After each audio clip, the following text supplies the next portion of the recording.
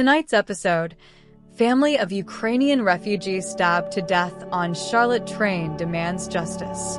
It is a case that shocks for its cruelty, for how it juxtaposes hope and horror, and for how it raises deep questions about public safety, mental health, accountability, and systems that may have failed.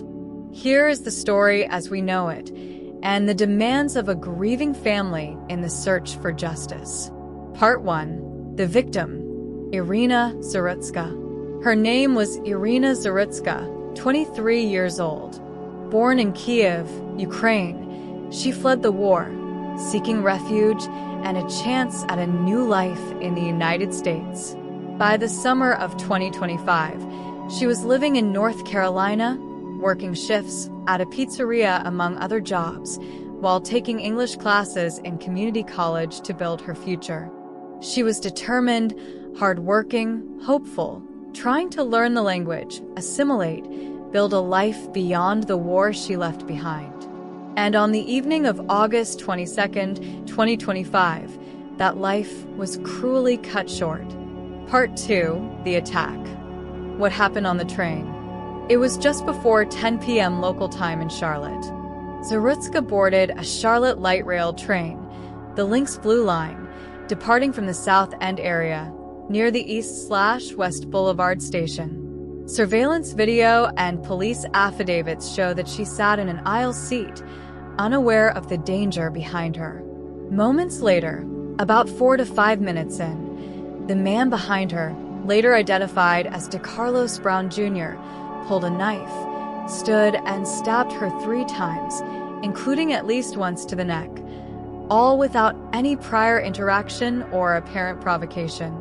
Passengers screamed, scattered. Zarutska collapsed. She was still conscious or semi-conscious for nearly a minute, but she ultimately succumbed to her injuries and was pronounced dead at the scene. The attacker exited the train 2 minutes later, walking away from the car. But he didn't go far. Police arrested him on the platform, treating also a hand wound he sustained. The weapon, a foldable pocket knife. No security officers were present in the car where the attack occurred. Although other trains had officers, this particular car had no visible protection. It was a seemingly random act of violence on a public transit system against a refugee who came seeking safety. Part 3. The suspect and the legal charges. The suspect, DeCarlos Brown Jr., aged 34, has a long criminal history. He has been arrested in connection with 14 prior cases in Mecklenburg County, alleging offenses such as larceny, robbery with a dangerous weapon, breaking and entering, among others. He also has documented mental health struggles. He had been diagnosed with schizophrenia and reportedly refused medication at times. In earlier 2025, officers had been called for a welfare check. Brown reportedly claimed there was a foreign substance or material controlling his speech and movements. He was released by a judge without bail then. Now, following the stabbing, the U.S. Attorney's Office has charged him federally under laws involving violence on a mass transportation system, which carry the possibility of the death penalty. Simultaneously, he faces first-degree murder charges under North Carolina state law. Law enforcement has described the act as particularly heinous, a random killing in a public space, striking at the fabric of urban safety. Part 4. The family speaks and their demands. In the days following the attack, Zarutska's family has spoken out through statements, interviews, and public pleas, pressing for justice, accountability, and change. In their statement, they said, "We are heartbroken beyond words. Irina came here to find peace and safety, and instead her life was stolen from her in the most horrific way." They urged that Brown remain behind bars without lenient release and pushed for systemic reform in transit security and oversight to ensure no family endures what they now endure. Their attorney criticized multiple failures in the justice system, in public transit safety protocols, in oversight and accountability of security contractors. The family also asked media and the public to respect Irina's dignity by not resharing graphic video footage of her final moments. They say she was minutes from home that night, texting her boyfriend, expecting to return safely. Instead, her last ride became a final tragedy. Her uncle has also spoken publicly, saying Irina was the glue of the family and that she wanted nothing more than a peaceful, productive life in her new country. Part 5. Public outcry, security failures, and political response.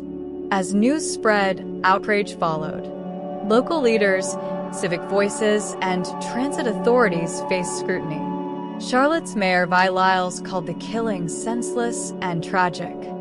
She announced immediate steps, redeploying security on Blue Line platforms, increasing patrols, and launching assessments of CATS, Charlotte Area Transit System, safety protocols. The U.S. Department of Transportation has said it will investigate Charlotte's failure to protect riders. Federal prosecutors described the act as terroristic in nature, given the context of violence on public transit, pushing the argument that Brown's act strikes at systems rather than only one victim. National figures weighed in. Former President Donald Trump called for Brown to receive the death penalty, linking this case to broader debates on crime, bail reform, and law and order. In Raleigh, the state legislature moved swiftly. In response to this killing, lawmakers passed Irina's Law, tightening bail rules, especially cashless bail exemptions, advancing judicial oversight in pretrial release, and mandating mental health evaluations for high-risk offenders. Some provisions of Irina's Law may also explore reactivating alternative execution methods in North Carolina, given that the state's death penalty has been dormant since 2006.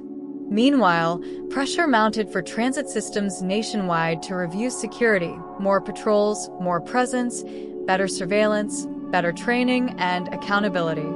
Part 6. Legal challenges and the road ahead. Yet, much remains to be determined. In court, defense and prosecution will battle over key issues: mental health, prior history, whether the act was random or targeted, motive, and whether procedural failures in courts, in magistrate decisions, in pretrial release contributed to this tragedy. One point of contention is Brown's prior release.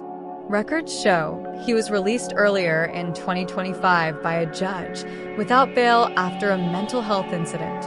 Critics assert that the system's leniency, or its failure to properly commit or treat him, set the stage for the attack. Another is the question of transit security. Was the lack of visible security on that train car foreseeable and preventable vulnerability? Did CATS and security contractors fail to properly staff or supervise their network? The family and advocates demand a full independent investigation. Additionally, issues of video evidence, witness statements, timeline analysis, knife forensics, and more will come into play. Defense might argue diminished capacity, mental illness, or challenge chain of custody for evidence. At the federal level, the mass transit charge, carrying death penalty potential, will require that prosecutors prove Brown's act threatened the integrity and safety of the transit system, not just that he killed one person. Courts will have to weigh whether this act qualifies as a terroristic or mass transit attack versus a random homicide. The standards matter heavily for sentencing possibilities. Further complicating the public narrative is the mental health factor. Brown's schizophrenia, his prior history, claims of delusions. His defense may lean heavily there. The prosecution will counter a dangerous individual with a long criminal record, repeatedly freed, now acting violently again. Part 7. The human cost and family reflection. Irina Zarutska's family now lives in a space of grief, shock, and unanswered questions. She came to America fleeing war, hoping for peace. She worked, studied, built, believed in possibility. And yet, in transit, she was vulnerable. Her family says no one should live in fear while riding public transportation, that riding the train should never be a gamble between life and death. They demand we remember her not as an incident on a train, but as a person, full of dreams, ambition, kindness. They ask not only to prosecute the perpetrator, but to fix systems so this doesn't happen again. They wish to reclaim her dignity, to protect her memory. They ask that media and viewers refrain from resharing graphic footage and instead focus on her life, not only her death. Her uncle described her as the glue of the family, someone whose support, warmth, and creativity held them together. Her aunt has spoken of how her mother, still in Ukraine, is stricken, unable to leave home. The family, already displaced by conflict, now faces a second trauma of loss and justice. They want action, not empty words.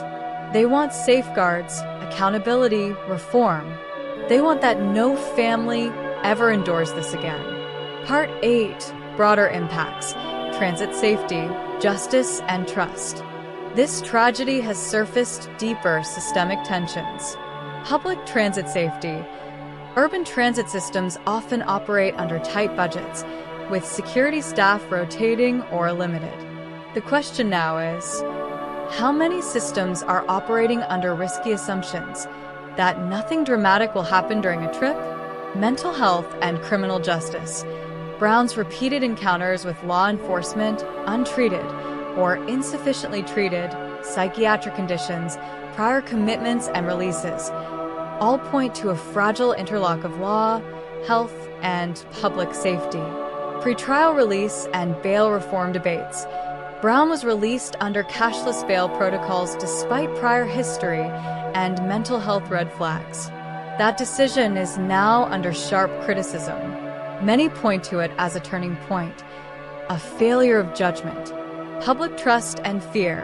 When innocent people, refugees seeking peace, are attacked in public spaces, faith in safety erodes. The passenger next to you could be vulnerable.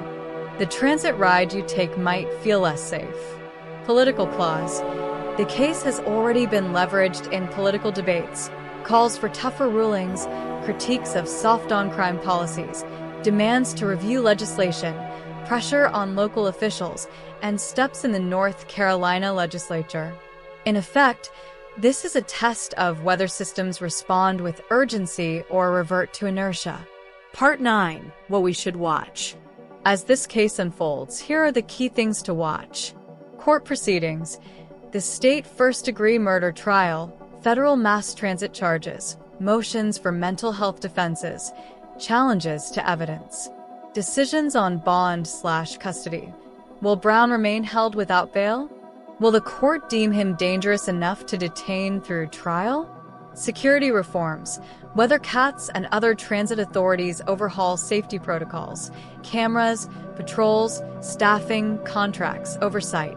Legislation. The implementation and effects of Irina's law and whether similar laws emerge elsewhere. Public and political accountability. Investigations into magistrate decisions, release practices, interagency oversight. Community response. Vigils, memorials, advocacy, legal actions by the family, demands for transparency. Mental health policy. How the justice system addresses defendants with psychiatric diagnoses and whether treatment models or preventive interventions change. Part 10. Final reflection. The story of Irina Zarutska is a tragic intersection of war, hope, displacement, and cold, brutal violence. It is a reminder that sorrow sometimes travels across continents and ends in a public transit car. Her death forces us to ask difficult questions about safety, justice, and how systems treat the vulnerable. It asks whether a train ride is only as safe as the weakest link in security or the weakest moment in policy. For her family, this is not about closure. It is about accountability. It is about ensuring her death was not in vain. It is, as they say, about justice.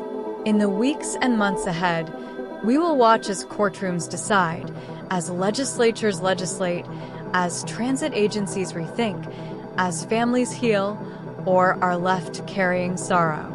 This case is far from over, but the world is watching. You've been listening to Voice Only Crime Stories, the story of Irina Zarutska, a Ukrainian refugee murdered on a Charlotte train, and the family calling for justice. This is Blissful Little Life YouTube channel, and subscribe for more voice-only crime stories every week. Until next time, stay aware, stay informed, and never stop asking questions.